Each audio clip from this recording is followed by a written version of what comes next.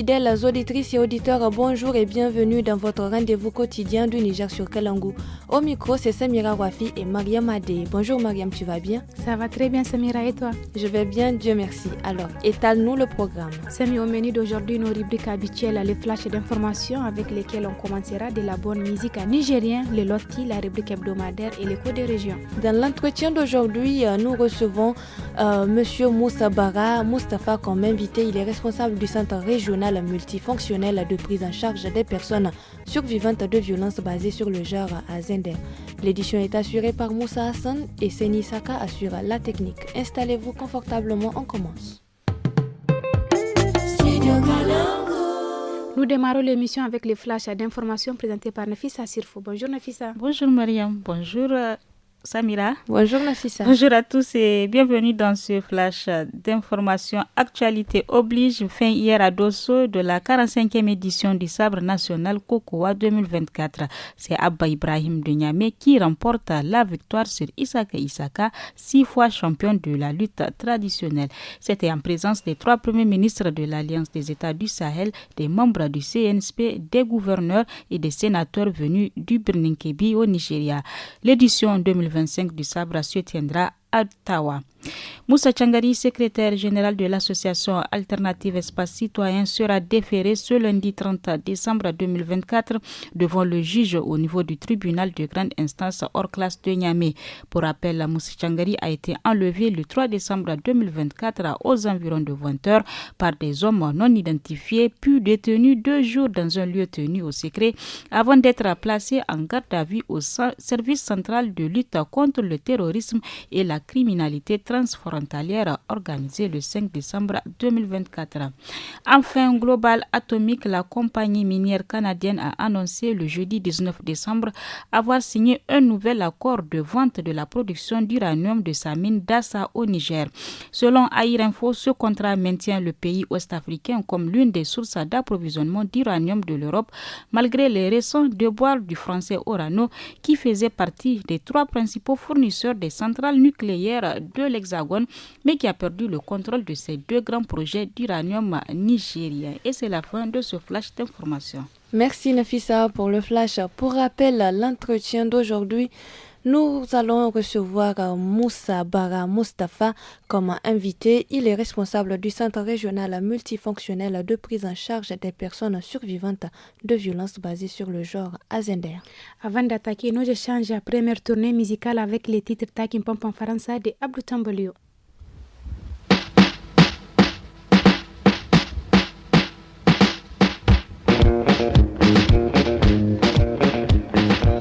Rakacin ganshum ci ganshum Karkacin ganshum ci ganshum Rakacin ganshum ci ganshum Dakin famfon Faransa inda taka yau da wannan gobe da wacce sani taka da kwaron kwasa kayi kwazo kayi karin nan uku Karkacin ganshum ci ganshum Rakacin ganshum ci ganshum Dakin famfon Faransa inda taka yau da wannan gobe da waccan sani taka ta kwaran kwasa kayi kwazo kayi karin nan uku karkacin ganshum ci ganshum Rakacin ganshum ci ganshum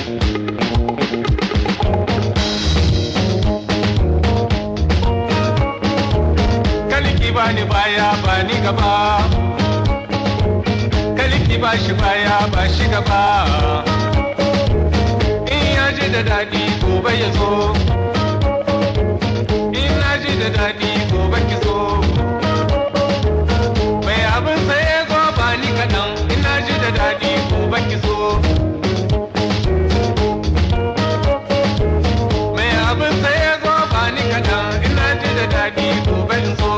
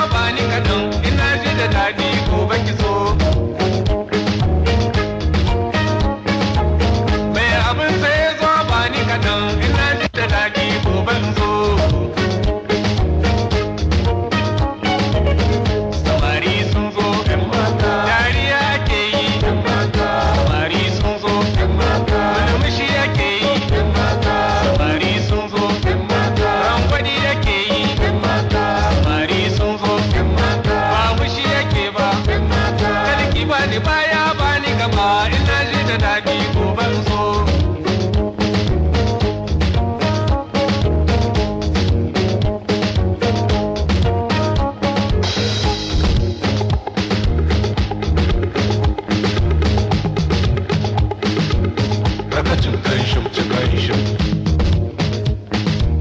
Allah sarkin sarauta, Allah mai bada mulki idan ya ga dama sai ya amshi. Allah sarkin sarauta, Allah mai bada iko idan ya ga dama sai ya amshi. Allah sarkin sarauta, wani mai ikon garinmu rigisa ya zo shi ciki yana shakkar salakatu. To mu ne ikon garinmu, to ikon mola ya fara. Allah sarkin sarauta,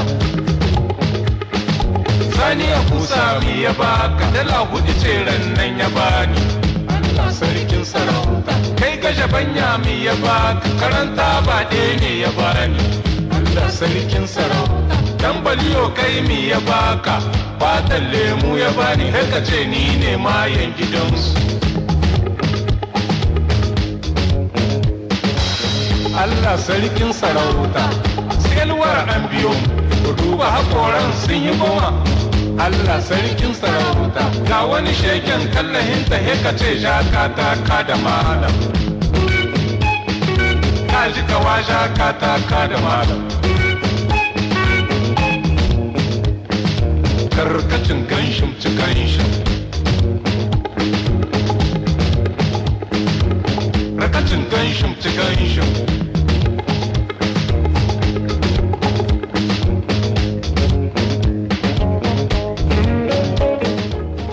Abderrahmane Garba Diable Tambalio n'est plus à présenter dans cette émission. Il commence la musique étant au collège avec certains de ses amis. Après une bonne période dans ce groupe, Abderrahmane et ses amis, dont Feu Sani Aboussa, ont créé le groupe musical le plus célèbre de la région de Zender, le Super Aski. Cela fait quelques années qu'on ne l'a pas vu sur scène. Cette longue absence a suscité beaucoup d'interrogations auprès de ces mélomanes en particulier.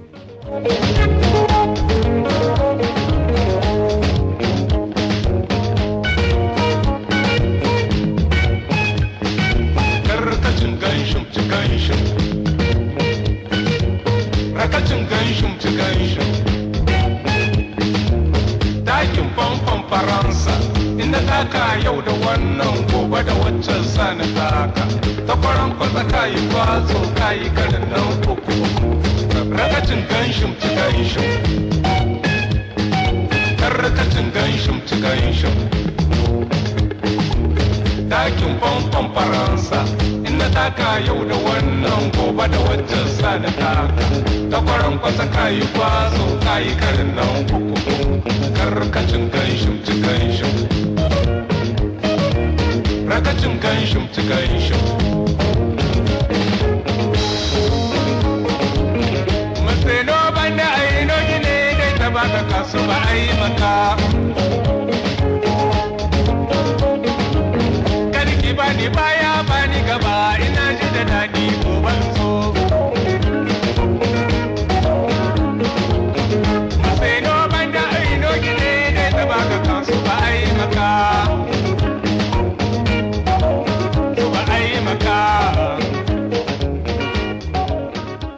C'était le titre Takim Pompon Faransa. Retour au studio pour notre entretien du jour. Dans cette première partie, Moussa Bara Mustafa, responsable du centre multifonctionnel de prise en charge des personnes survivantes de violences basées sur le genre à Zender, nous édifie sur la mission et l'objectif du dit centre, présent dans 4 régions du Niger, à savoir Zender, Maradi, Tawa et Tilaberi. Il est au micro d'Ali Keita. Me ake nihi da cin zarafi na jinsi ko kuma musgunawa? To abin da ake ce ma cin zarafi shine misali a ce an musguna ma ɗiya mace dangance da tana ɗiya mace, ko an musguna ma mace dangance da ita mace ce, ko a'a an musguna ma namiji dangance da namiji ne aka musguna ma, ko a'a dangance yana sama sarmayi ne shi yasa aka musguna mishi. Kenan shine ake ce ma cin zarafi dangance da jinsi. Menene takamaimai aikin wannan gida naku mai kula da yaƙi da cin zarafi na jinsi? Aikin da ya rataya a wannan santar shine mu kawo duk wata amsa dangance da hwada ya mace ko ɗa namiji cikin mawacin hali dangance da jinsi. Shine miye mawacin hali, ko misali a mishi faɗe, ko misali a yi cin zarafi dangance da al'aura, ko a ba shi kashi ha ya kai abun an ji mishi, ko ma ba a ji mishi ba ya kai dai abun zai taɓa lahiyar jikin shi ne, ko a armen dole ne ko armen gauga. Rishin ɗaukar yaunin da ya rataya a wuyan a wuyan mutum, misali ba ci da iyali, kula da nauyin kula da lahiyar iyalinka, duka yana cikin abin da ake ce ma cin zarafi, ko abin da zai iya taɓa ya mace har ya kai zai shahin ƙwaƙwalwata, shine ake ce ma abin da zai taɓa lahiyar ƙwaƙwalwa. Duka wannan shine ayyukan da muke yi don mu kawo gudunmuwarmu a cikin al'umma. Da wakilai a cikin departament nan guda 10 na cikin jihar da Magaram. Muna da wakili wanda musamman su aikin su ne dangance da tahiyar da wannan aiki. In abin ya haƙarin su sai suke turo mana shi nan a garin da Magaram, dangance mu ma mu ci gaba da aiki inda suka. Aikin da muke yi misali, muna da ƙwararren likita wanda duk abin da ya shahi lahiyar wanda zai zo wannan wanda aka ci ma zarafi, ya kasance mace ce ko namiji, to za a ɗaukar nauyin lahiyar shi. Misali in hwaɗe ne kenan za a kula da duk abin da ya shaha, abin da ba ta iya yi kenan sai mu tura mu rakki mutanen a ɗauki yaunin shi can santar mayar amfan.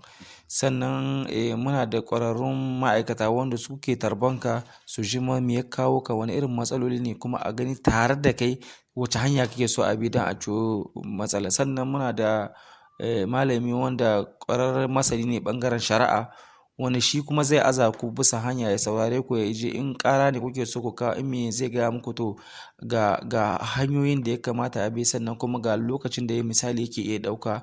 Sannan kuma muna da mai kula da ƙwaƙwalwa, wanda shi in ka shiga cikin wani mayacin hali to zai kawo tallahin shi dangance ka maido hayyacinka. Sannan muna da ita ma ƙwararren malama wadda ita ce mai duk abin da ya shahi tahiyar waye kai, ko wasu takardu da ya kamata a wallafa wanda ya shahi a san masa zaman wannan santar, ko a san ayyukan da ake yi, to wannan ita ce kuma wadda take kula da wannan. Sannan kuma a ƙarshe muna da malama wadda ita ke rakkiyar mata dangance da gurin su samu sana'ar yi ko abin yi, to ita wannan tana ɗaukar duk bukatunsu, sai a nemi masu hannu da shuni da suna iya taimakawa dangance da wannan ɓangare.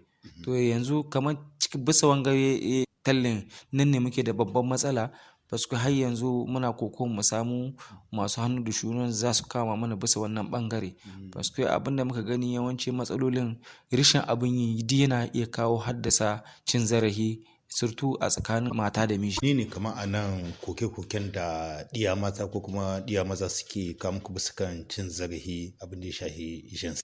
Cikin koke-koke wanda suka yi yawa shine akwai abin da ya shahi hwaɗe, ana ma mata hwaɗe da 'yan mata. Akwai abin da ya shahi bugu, wasu suna fuskantar bugu da yawa.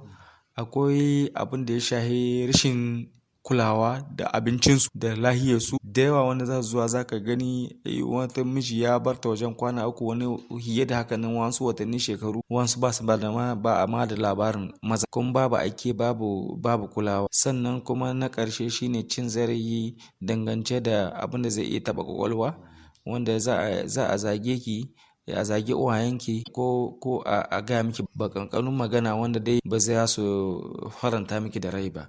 Don duk irin wannan matsalolin shine muke sa yawancin sa. Wani wajen bangaren mata ne, wajen bangaren maza. To wajen bangaren maza, koke-koken da muka yawan samu shine misali a kai ga jikin namiji, tunda akwai matan da za su bugin namijin su sashi cikin wani mawuyacin hali. Sannan akwai wanda kuma za su iya kawo kukansu dangance da mace ba ta ba su darajar su, ko wani zage-zage, ko wani an ɗame bakinta ba ta mishi magana.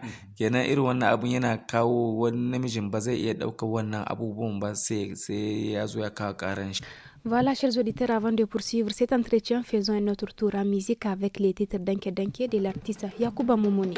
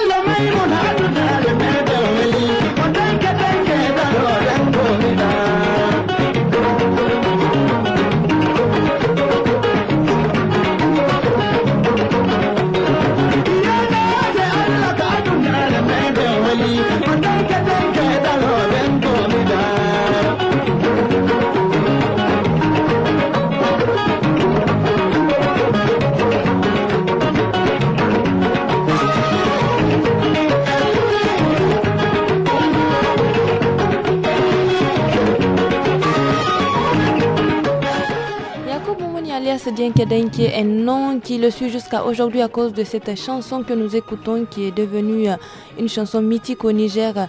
Le chanteur, il est flûtiste nigérien et en tant que leader du groupe jazz ethnique Mama Kasei, il est l'un des musiciens nigériens les plus connus en dehors du Niger. Denke Denke a représenté le Niger dans plusieurs festivals internationaux et a fait honneur au pays grâce à son style traditionnel unique.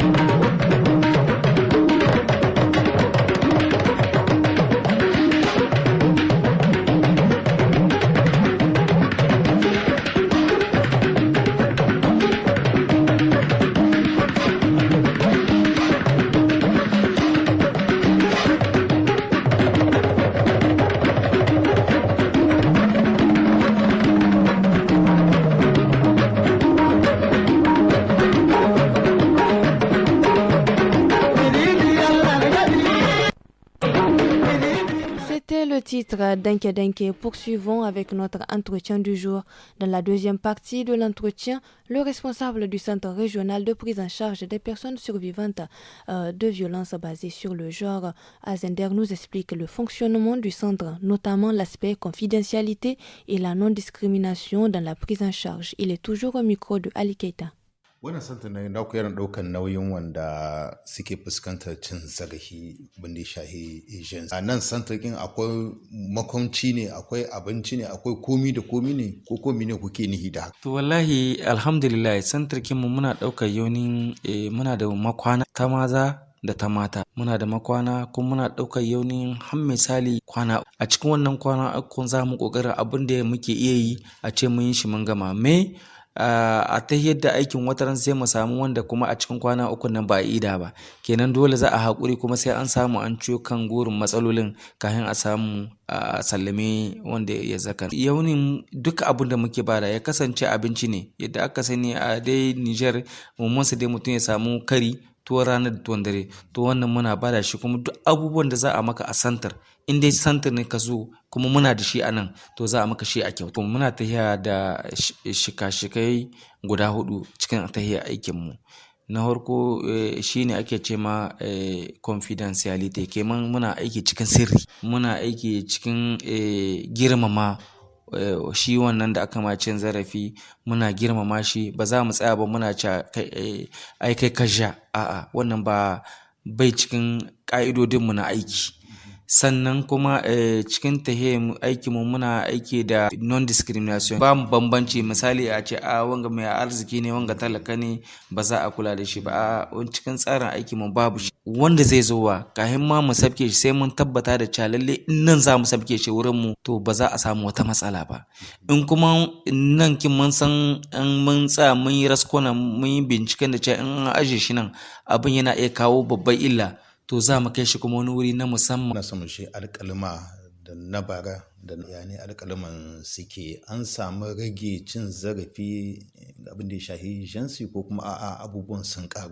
Alƙalman da gare mu misali a bara an samu wajen mutum 294 wanda suka kawo kukansu a nan santar kuma aka ɗauki yauninsu. A cikinsu an samu wajen namiji 36. Sannan a shekarar bana a ƙarshen watan Nuwamba mun samu wajen mutum 382 wanda sun kawo kukansu a nan santar.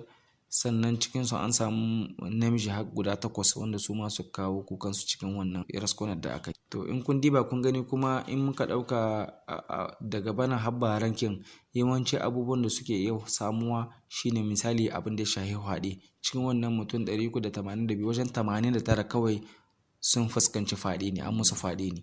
Kamar wajen mata ko kuma maza? Wanga ɓangaren mata ne. Mata ne kawai wanda aka ma faɗi. Sannan yana ɗauka abin da ya shahi musguna dangance da al'arwa.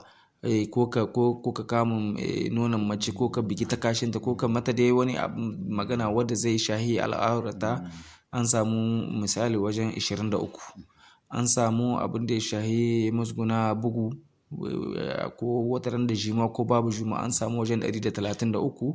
Abin da ya shahi armen dole an samu 33 da suka gudu suka kawo kukansu.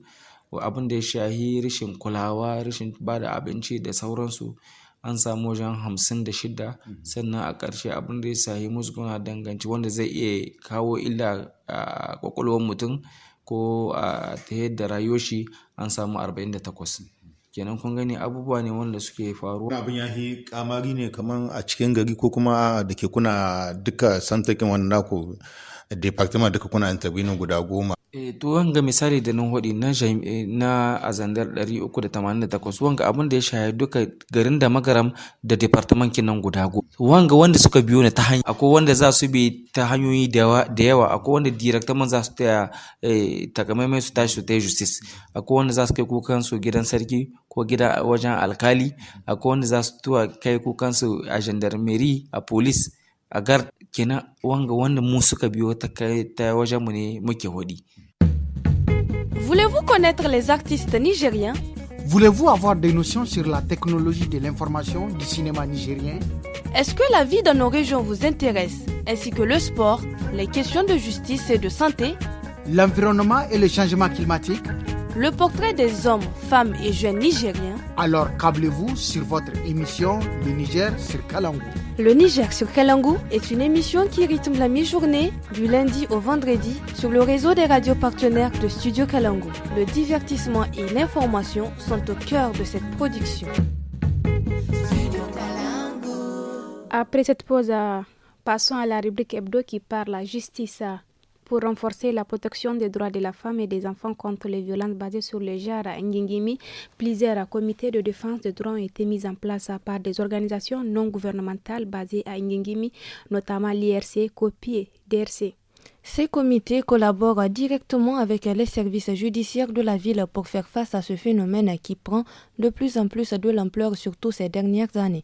Al-Haji Ari Babagana du comité de protection à l'International Rescue Committee IRC, il est au micro de Abdoulaye Maina. Idan aka ce kariyan yara kamar wasu abubuwa ne da ake son a kare kafin ya faru ko kuma in ya faru za a bibiya a ga menene ya kamata a yi. Ya kuke gudanar da wannan aiki naku na kariya na mata da kuma ƙananan yara? Kaman da yake dacin mutane ba su gane ma menene haƙoƙin yara ba ba su san ba menene haƙoƙin mata ba. Da dai kaman in muka ji ne muke zuwa mu kwatanta ma mutane yanzu muna zo nema mutane da suka gano ga inda za a kwato musu haƙi ko kuma ga inda za a tsaya musu su da kansu sukan zo wurin mu su kwatanta mana sai mu kuma mu ba su shawarwari yadda ya kamata mu bi musu haƙi kwa. To kamar kun taɓa samun wani horo ne bisa kan wannan fanni na kare haƙƙin bil'adama? To mun samu horo sosai ma zan ce saboda tun 2016 akwai proje da ake ce ma KYAR sun ɗauke mu bisa kwamiti na kare haƙƙin hakkin yara da mata mun sha horo a wurin su ma. Daga baya ma dai kuma akwai proje da dama wanda suka ga ci gaban da aka samu, su ma suka zo suka saka mu cikin tahiyar su. Sun ga dai aikin ana samun ci gaba sosai kwa yanda ya kamata. To kamar ya girman matsalan yake ne a nan gundumar Gegime? Gaskiya matsalan cin zarafi ba karamin matsala bace ba. Farkon lokacin da muka zo abubuwan suna da yawa sosai kafin mutane a wayar musu da kai da su gane. Gaskiya matsala ce babba wanda masu cin zarafi za mu iya cewa ko son kai gare su ne. Gaskiya cin zarafi wani abu ne da yake mai girma, duk da ma yanzu bai kai kaman shekarun baya ba, ana dan samun ragewa kaɗan yadda ake wayar ma da mutane kai, hatta masu wayan yaran ana dan wayar musu da kai yadda ya kamata su kula da yaransu da inda za su tafi da abokanan da suke tafiya tare da kuma wanda suke kiran yaran bisa aike ko bisa kyauta, muna dan wayar musu da kai da su sama yaran su ido. To gaskiya abubuwan sun dan rage. Duk majalisa duk inda muke zaune da mutum 2-3 muna kwatanta yanayin haƙoƙin yara da yadda ya kamata ya zama an kula da su, da yadda ya kamata a sa musu ido da inda za su tafi da inda za su dawo. Lalle za mu iya cewa wannan kokari ne ba ƙarami ba. To kamar misali idan wata ko kuma wani ya fuskanci wannan matsala ta cin zarafi kamar fyaɗe da makamantansu, wani mataki kuke ɗauka a farko ne? Wannan abin da fari mun sha wahalhalu sosai, mutane suna ɓoyewa. Da kamar mu abin nan in ya faru muna cewa mutane ya kamata a ce an kai wanda aka ci zarafi likita, saboda akwai wasu aikace-aikace da likitoci suke yi ta bangaren wasu illoli da wanda aka ma fyaɗe ke iya samu. Amma yanzu da yau da gobe ya sa ana dan wayar ma da mutane kai, sai ma an kai likita ne ma daga ba su ga mana cewa ga wasu abubuwa da suka faru a unguwa, sai mu je mu shiga ciki mu kuma mu bada gudunmawar mu ta inda ya kamata kuwa. Menene alakar ku da ma'aikatar da ke kula da shari'a cewa da justice? Kamar harka ne na neman haƙƙi, lalle akwai alaka. Kamar ga wanda yake neman haƙƙi bisa wannan cin zarafi da aka yi, da yake wani abu ne wanda in ba mutum ya nema a nuna mishi hanya na neman yancinsa ba, da farko baka cewa mutane gashi ga aje guri kaza da kaza, a'a ana kwatanta ma mutane yadda haƙoƙinsu suke. Ga wanda yake da bukata a bi masa haƙƙi, to ana iya ɗaura shi bisa hanyoyi da suka kamata. Amma kamar abin da ya shafi cin zarafin mata, akwai bangaren wanda suke protection de l'enfant kamar biro na masu kariyan haƙƙin mata, su kuma wasu lokutan mukan tura su can ne su je a ba su shawarwari da yadda ya kamata a warware matsaloli, saboda ba kasafai kawai aka je justice ba. Amma akwai hanyoyi da in ta gagara dole sai a justice. Kuma justice ma mu gaskiya muna hada kamar aikin mu ne da biro na gwamnati wanda su ne dama suke harkan kula da hakkin mata, wanda su ne za su iya ba da gudumawa ta wannan bangaren. To kamar akwai waɗansu dokoki da ke kare haƙoƙi na yara da ƙananan mata? Gaskiya a cikin horon da aka bamu sosai akwai haƙoƙi sosai akan kare haƙƙin yara, kuma akwai haƙoƙi sosai akan haƙƙin mata. Amma muhimmai dai shine yaro yana da haƙƙin a kare shi, a kare tarbiyyansa, a kare yanayi wasu abubuwa wanda zai cutar da shi. Akwai haƙoƙinsa na a yi mishi suna, a yi mishi takardun haihuwa, a sa shi makaranta, a ba shi ci da sha mai kyau, da dai abubuwa da dama wanda haƙƙi ne na yaro, wanda in aka gaba a samu wannan ba, dole sai mun shiga cikin muna kwatanta ma mutane bai kamata ba su bar yaro haka cikin yanayi da bai dace ba. To kamar da ke kuna wannan aiki ne da ma'aikatan da ke kula da shari'a kamar ma'aikatar juji ko kuma polis, kamar kuna tambayan su ne bisa kan haƙoƙin cin zarafi, idan ne sai ka ba mu misali kamar bisa bangaren abin da ya shafi dokoki. Da yake wasu lokuta ana dan formation tare da inspector wanda yake kula da bisa harkan yara ko kuma irin juju na yara, muna musu tambayoyi wasu abubuwa da suka shige mana duhu, saboda mu ma muna son ya zama in mun zo mu kwatanta ma mutane yadda dokokin suke, kuma gaskiya muna samun amsoshi gamsusu yadda ya kamata. Shine ma kaman karfin abubuwan da muka rike domin mu yi yakin wannan cin zarafi da su kuwa. Wani irin nasarori za a iya cewa kun samu a cikin ayyukanku? Mu farkon zuwa mu za mu ce kowa cikin kusan duhu yake, wanda bai san ba menene haƙi. Lalle duk da mun san kawai ci da sha ne muka sani a haƙin yaro, ba mu san ba menene haƙinsa na farko, a yi mishi takarda, a sa shi makaranta, a ba shi kulawa. Amma yau da gobe da ake wayar da kai cikin unguwanni, mutane yanzu sun kama jiki, sun fara fahimtar menene ma haƙin yara. Kamar kwanan baya yana iya cewa ko wanda aka yi ma fyaɗe, amma daga ƙarshe mun yi mutane da suke alhakinsu ne su nemi hakkin yaran, suke ganin cewa kamar wannan fidda sirrin diyarsu ce bai kamata ba, gwara a kashe magana a cikin gida saboda yarinya a rufa mata asiri ko a bata mata suna ko wani mijin ya fito sai a ce wannan da aka yi mata kaza da kaza. Mutane suna kwatanta irin wannan, gaskiya wannan abun ba karamin kalubale bane wanda hakki ne kaman ba na uba bane, hakki ne na ita wanda aka yi ma wannan cin zarafi. Kuma ita a matsayinta kaman na karamar yarinya ba a iya cewa tana da hankalin da za ta ce ta yafe wannan abin da aka yi. Waye ne su ne suke shiga cikin hakkin 'ya'yansu ma su ce kawai sun yafe wannan abin a bar yarinya ba tare da an bi mata hakki ba. Wannan kenan kamar wata bada dama ce ga wanda shi da yake barnan nan ya ci gaba da aikata wannan abin da yake. C'était la rubrique Hebdo Justice. Allons pour un autre tour en musique avec le titre Karamota de Maman Garba, célèbre chanteur des années 70, même génération que les Alhajitaya. Dans ce titre, il rend un vivant hommage mélangé à de l'humour aux apprentis chauffeurs. On écoute.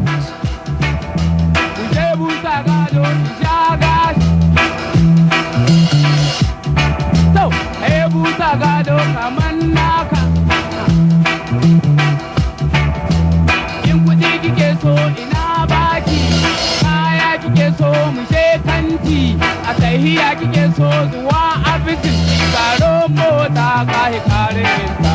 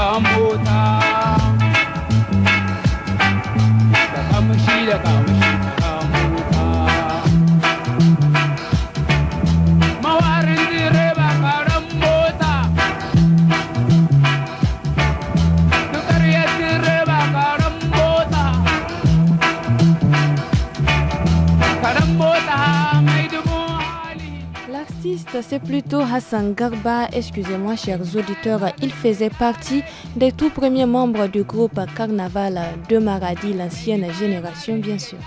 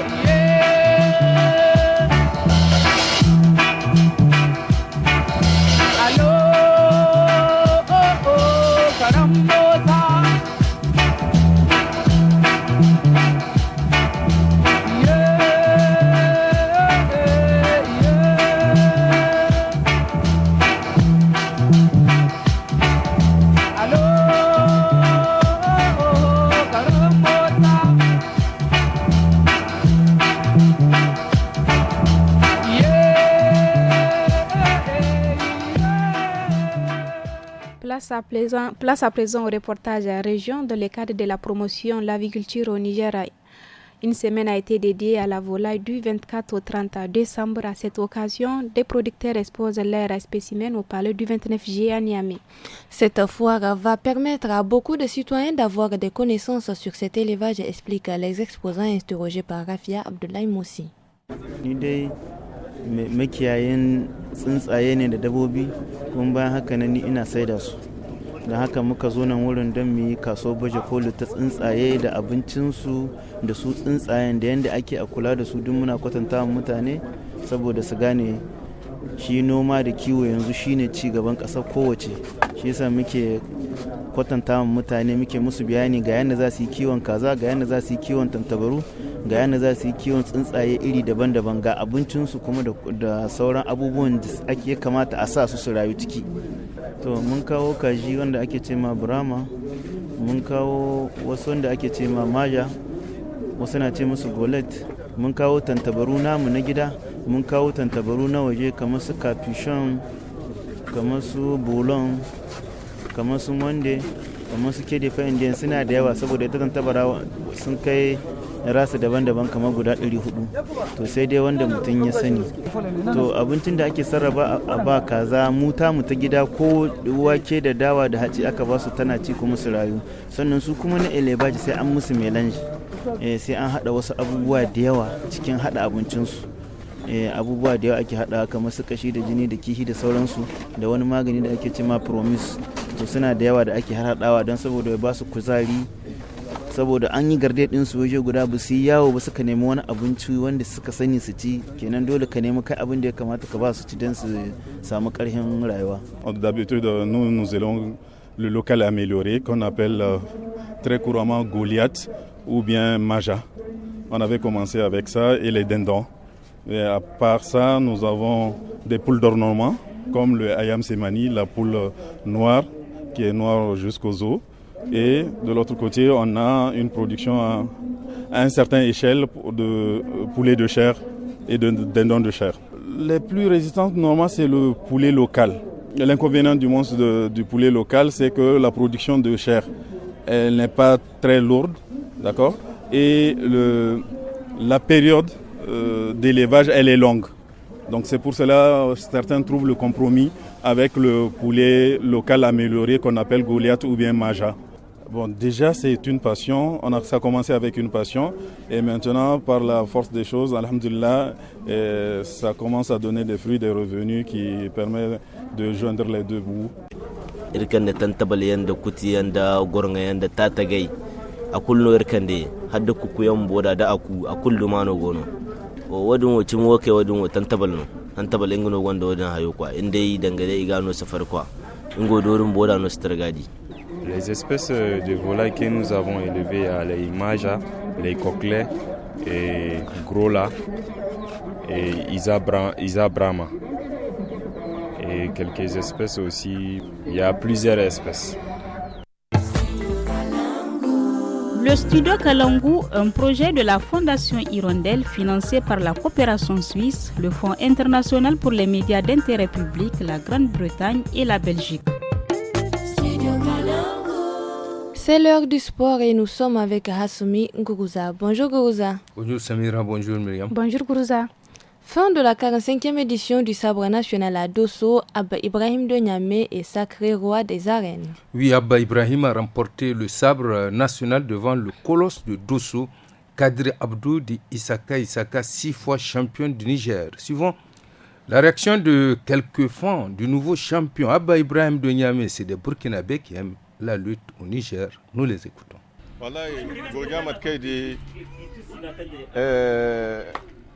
Goje cincimno goje cincimno abo ay kociano mais goja irkul wono Niger falankano vraiment c'est vraiment bien. Et tu es burkinabé, tu regardes également la lutte au Niger. Quelle appréciation faites-vous? Vraiment, la lutte, le sabre organisé par les Nigériens à Dosso, vraiment j'ai bien apprécié la lutte de ce matin. Abba, sa façon de lutter, je l'apprécie beaucoup.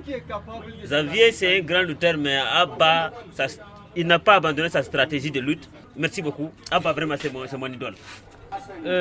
Sincèrement dit, la lutte, je suis à Niamey et je supporte le Abba de Niamey. Vraiment, il est rigoureux et je l'apprécie beaucoup et bon courage à lui. Sinon, le match de ce matin était vraiment appréciable parce qu'on a gagné. Voilà, donc. Voilà, on a gagné.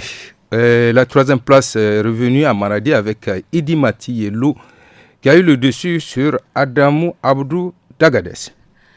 Gourouza Lemena National a pris son ticket pour la phase finale du champ. Oui, effectivement, les poulains du sélectionneur national Haruna Doula ont eu leur passeport grâce au match retour 0 but partout à Bamako au Mali contre les éperviers du Togo le vendredi dernier. Voilà 5 fois que le Niger participe à la phase finale du CHAN. Pour rappel, en 2025, la compétition va se dérouler dans 3 pays simultanément, au Kenya, en Tanzanie et en Ouganda du 1er au 18 février 2025. Parlons dans cette matinale du Scrabble, n'est-ce pas, car cette discipline fait son petit bout de chemin ici au Niger. Oui, ce sport n'est pas beaucoup utilisé dans le pays malgré les efforts de la Fédération nigérienne de Scrabble qui actuellement clôt d'ailleurs son 6e championnat national à Agadez. Un championnat qui a débuté du 25 décembre jusqu'à hier, 29 décembre, donc dans la capitale de l'Aïe. À cette occasion, nous sommes entretenus avec un ancien scrabbleur qui nous parle du développement de cette discipline au Niger. Maître Gamachi. Par rapport au Scrabble, moi je pense que il n'est pas à démontrer. Le Scrabble est en train de sortir ses lettres de noblesse et sous le leadership de leur président Abdoulaye Ousmane Didoul, que moi je connais depuis l'enfance. C'est un grand frère. Et je pense que je suis un ancien joueur de Scrabble et je l'ai joué sérieusement avec l'ancien DTN, le défunt Abdelrachid Adamou, qui n'est plus, mais qui a été l'un des ténors, l'un des fondateurs de cette discipline au plan national et même au plan international, parce qu'il est arbitre, je pense. Aujourd'hui, le Scrabble est en train de se déployer et vraiment d'être une fédération qui vaut son pesant d'or. On en démontre les dernières sorties internationales où le Scrabble est revenu avec des trophées qui sont réellement des trophées qu'il faut prendre en compte, des trophées qui ont fait que le Niger soit connu sur le plan international. Et en dehors de ça, sur le plan national, les compétitions du Scrabble sont vraiment des compétitions assez prisées, parce que vraiment elle attire du monde et tous les fidèles et ceux qui aiment le Scrabble, les amoureux du Scrabble, vraiment sont présents. Et le dernier championnat national de Scrabble à Agadez en est une démonstration. Et je profite pour féliciter le président Doul. En tant que sportif, en tant que taekwondoïne, je suis fier que d'autres fédérations puissent aussi relever le défi et montrer que le Niger peut produire de la qualité dans n'importe quelle discipline, dans n'importe quelle rubrique. Oui, est-ce que les jeunes, en tout cas, s'initient au Scrabble? Bon, je pense que la fédération de Scrabble, de par la promotion ou le système de promotion qu'elle a prévu, est en train d'ouvrir des petits centres de Scrabble où les jeunes viennent apprendre des anciens. Parce que le Scrabble, ce n'est pas seulement une affaire d'anciens. Les jeunes aussi ils vont s'y mettre. Et ça te permet réellement de comprendre très bien la langue que tu pratiques. C'est une langue officielle que le français que tu pratiques. En tout cas, j'ai vu quelques clubs de Scrabble qui, je pense qu'ils sont en train de former une pépinière qui va vraiment donner un bon tournant au Scrabble au Niger. Voilà, c'était là le Scrabble au Niger. Voilà, c'est la fin de ce sport du lundi. Merci bien, Gourouza. Passe une excellente journée. Merci. Après le sport, nous enchaînons avec la rubrique Portrait Samira. Oui, on va découvrir Moussa Nalouché qui vit dans la ville de Birninkoni, région de Tawa. C'est un chanteur musicien traditionnel qui joue de la guitare traditionnelle communément appelée gouroumi. Il a embrassé ce métier depuis son enfance. Comment il est rentré dans la musique, Moussa Nalouché nous explique au micro de Asman Moussa Arzika. A garin birnin Kwani da ke cikin jihar ta Tawa ne Musa na Lushe yake wanda ya zaɓi kiɗan gurmi a matsayin sana'ar da ya rike a ciki yake ci yake sha har ma ya biya ma 'yan uwa bukatoti. Yayi ya shiga wannan sana'ar Musa na Lushe ya yi muna ƙarin haske. Wallahi lokacin da na shiga kiɗin ga kamar cikin wasa ne dan ni ban yi gadon shi ba irin mu ma da na tashi ban gama kaɗi ba wallahi kawai dai haka ya burge ni cikin wasa ina dumka ina yi kai har akwai lokacin ma da in aka kai ake ni gona wurin aiki da rani irin sassaban nan da ake yanzu in na ta wurin sassaban nan ban tsayin yi sassaban sai in je in ɗauka gurmi in zama na ƙarƙashin rumbuyi ta kiɗi na samu kaman sati biyu tsoho in ya kewaya ban yi aikin komi ba ya ɗauki gurmin na ya kashe kuma gobe sai in ɗumka wani har ya hakura ya ce mani kai na da kyale ka ban sani ba tana yiwa abincin ka ne ana nan dai ina dan bubbuga kaɗan haka kamar wasa ko ana bani kuɗi sai na kai ga taya Najeriya to da na fara taya Najeriya nan akwai wani mai gida na wanda na taɓa bi shi ake cewa Husaini Jikan Boka Fataskum yake to shi kaɗai na san na taɓa bi a cikin kiɗan gurmi na taɓa bin Haruna Uje wata biyu amma shi Husaini Jikan Boka shine mai gida na shi ne wanda ya iya koya mini. Yalla akwai wani ci gaba da Musa na Lushe ya samu a cikin wannan sana'ar ta wasan kiɗan gurmi na gargajiya. Musa na Lushe ya yi bayanin amfanin da ya samu. To ci gaban da na samu ci gaba kwarai gare ta domin da ita ne ya aure yanzu aihuwar mu shidda. Sannan in haraka ta yi tsaye ko wani dan uwana ko wani abu dan uwana haka ko cikin kannaina duk wanda ya taho abin da gare ni ina taimaka mai kuma gare shi. Ina da gida yanzu haka na wani kaina ko muka bar shi alhamdulillah ko ba haka ba tunda babu arzikin da hida. Musa na Lushe sananne ne a wasan gargajiya na kiɗan gurmi ko yaya batun yake. Musa na Lushe ya yi bayanin inda aka san shi. A nan Nijar gabar da yamma ka kama tun daga Difa har Tera tun daga Gaya har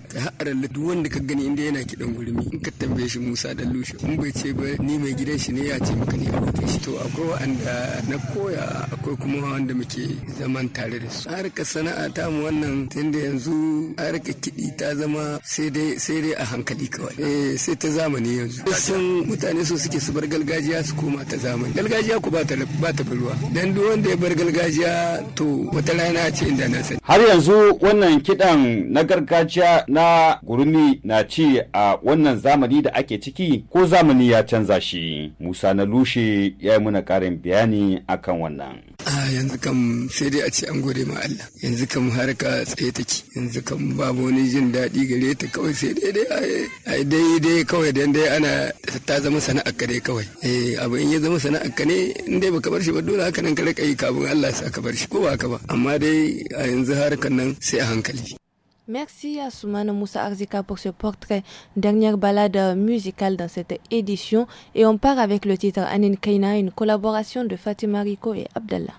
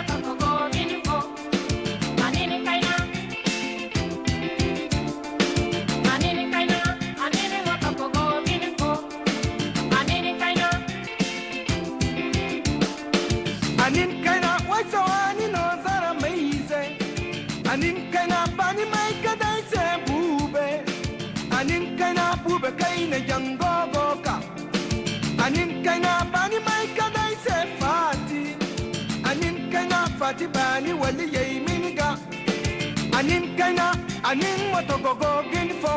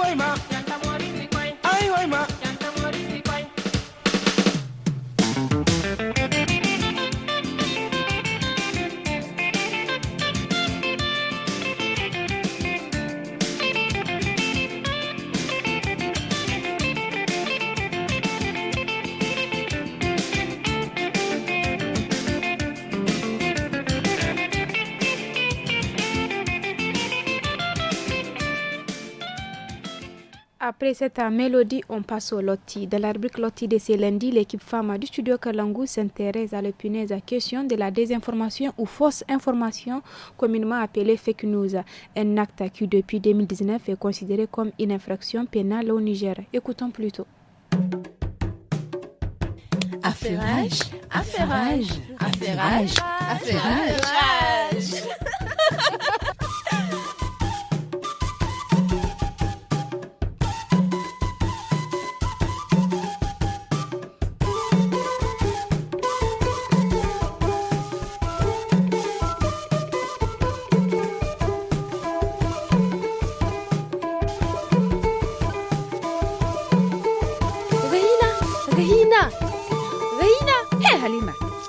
C'est quoi?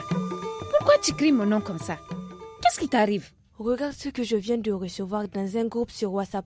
Le président du parti PFK Fetila est en train de distribuer de l'argent dans tous les villages environnants pour qu'on vote pour lui. Tu es sûr de ce que tu dis? Qui t'a envoyé le message? Toi aussi, ce n'est pas important. Il l'a fait, non? Nous sommes du camp opposé. On partage au maximum. Attention, ma chérie. Si ce n'est pas vérifié, cela s'appelle de la fausse information. C'est aussi une diffamation. Si ce n'est pas vrai, pourquoi est-ce que c'est publié? Mais pour les nuire. En tout cas, je te préviens que le partage des fake news comporte énormément de risques. Désormais, le chantage, la diffamation et autres infractions par voie électronique sont sanctionnées.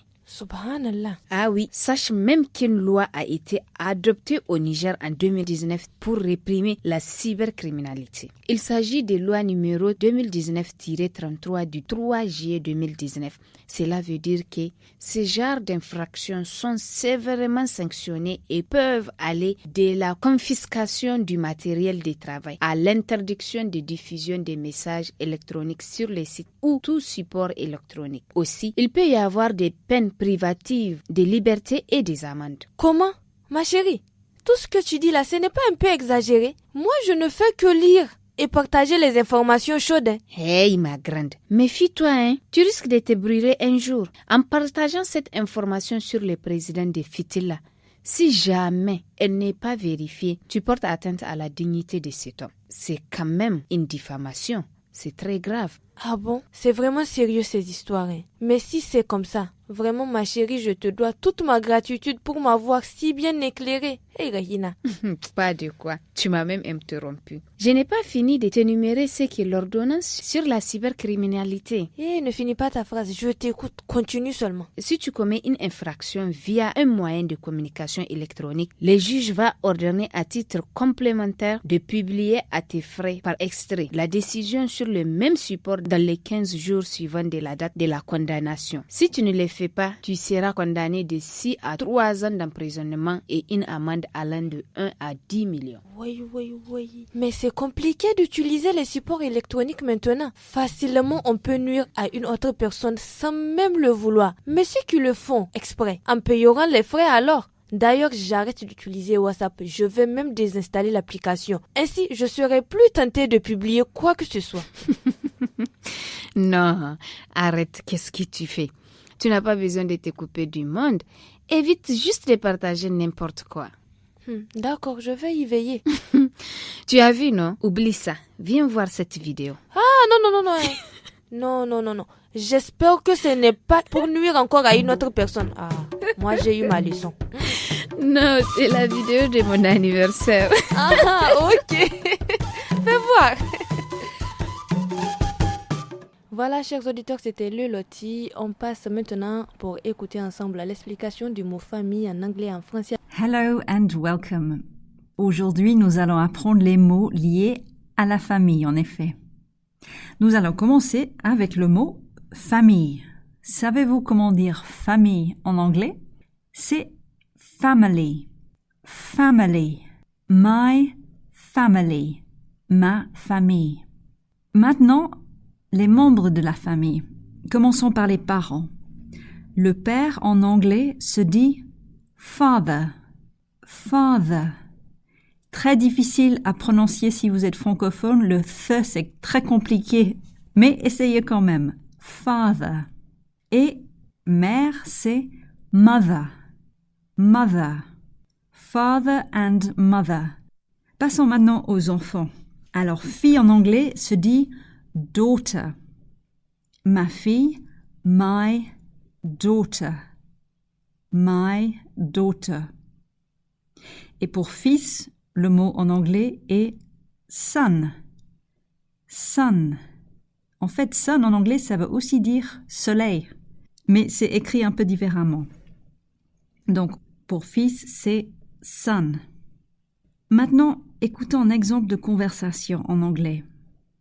Do you have any children? Do you have any children?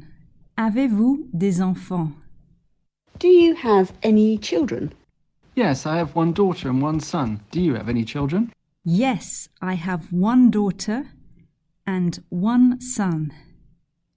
Oui, j'ai une fille et un fils. Yes, I have one daughter and one son. Merci Jackie pour cet éclaircissement. Chers auditeurs, vous pouvez aussi envoyer des messages sur le 82 89 89 64. Ici prend fin cette émission du Niger sur Kalango, co-animée par Samira Wafi et Mariam Adé. C'est toujours un plaisir de passer du temps avec vous. L'édition a été assurée par Moussa Hassan et la technique par Sen Isaka. N'oubliez pas nos journaux en 5 langues à partir de 17h.